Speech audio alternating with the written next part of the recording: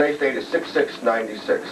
This is a case of James Damiano versus Sony Music Entertainment Incorporated and Bob Dylan. And the case number is 95-4795. We're here at the offices of Parcher and Hayes, located at 500 Fifth Avenue, New York, New York. And this is a deposition of Tony Tiller. This time, counsel will identify themselves. Stephen Kramer for the plaintiff. Warren Snyder and Ruth Lott for Sony Music Entertainment, Inc. and Bob Dylan.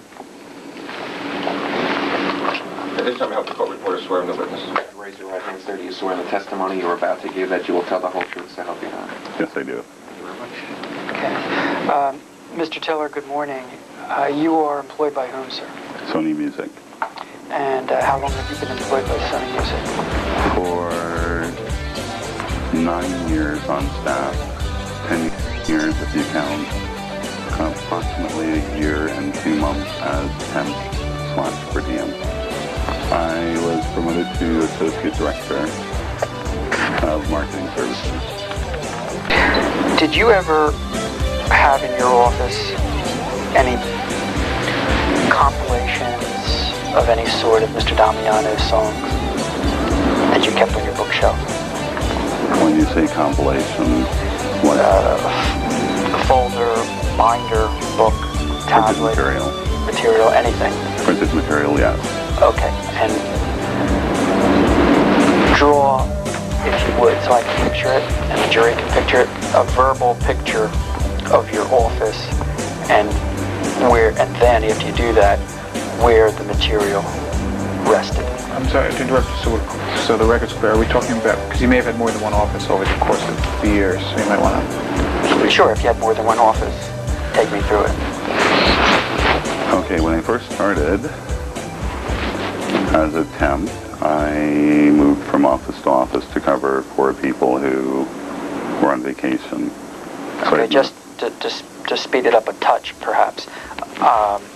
If you would, Mr. Tiller, limit yourself to the offices in which these materials were ever located. Okay, my first office, I had, the door would be, say, in that corner. Over here, I had 2 file cabinets,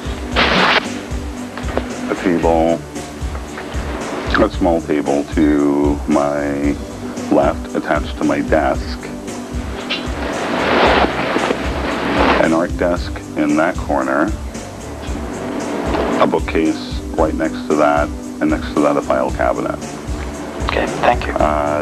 The book that Jim had given me would be on that bookcase. To your right? To my right. Okay. And what year did you receive that book initially? I don't recall.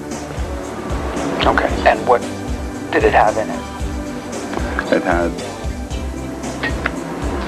a bunch of songs, or a bunch of, I guess, well, he called them songs, so I called them songs, but they were words written in verse form. Was it in a binder, a folder? It was in a binder. Like a 3-ring binder? 3-ring binder. And where is that today? I do not know. When was the last time you saw it? When we were in the CBS building at 52 West 52nd Street.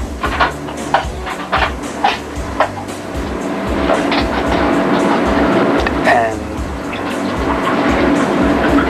you're telling us and the jury you don't know what happened to those materials of songs or words? No, I do not. Just disappeared? Well, when we moved from that building approximately 4 or 5 years ago, I explained to Jim, we were to pack our own desks. We were pressed to work until the day we moved, pretty much. And the movers came in and packed everything else. There were things that were left behind.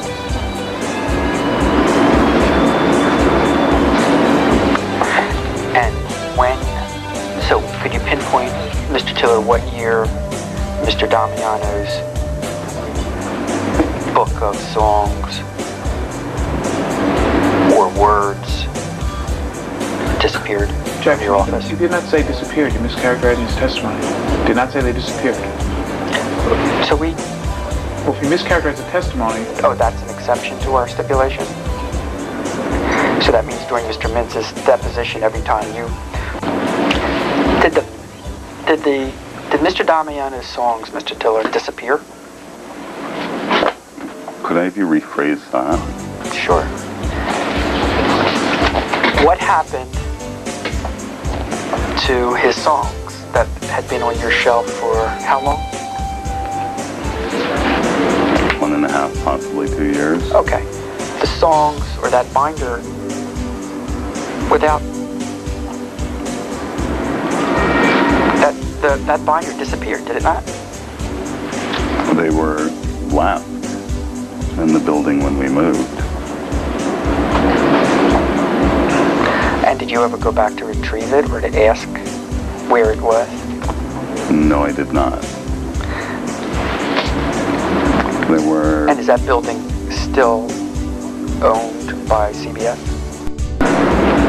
Counsel, this is the second witness in a row, literally, who received materials from the plaintiff comprising one or more of his songs where the materials have disappeared, whether you want to use the word disappeared, lost, destroyed, evaporated, whatever phrase you want to use. And I want the record to note that this is the second witness in a row. Mr. Mintz testified that he destroyed Mr. Damiano's fact materials. And no, not only did he destroy them, he went further. He said he shredded them. Mm-hmm. And now Mr. Tiller is saying that the binder of materials of songs that Mr. Tiller received got lost, disappeared, don't exist. And I want that to be clear that has occurred. Let me now respond, sir. Sure. Your insinuation. No insinuation, it's a statement of fact. Yes, the facts speak for themselves, and your...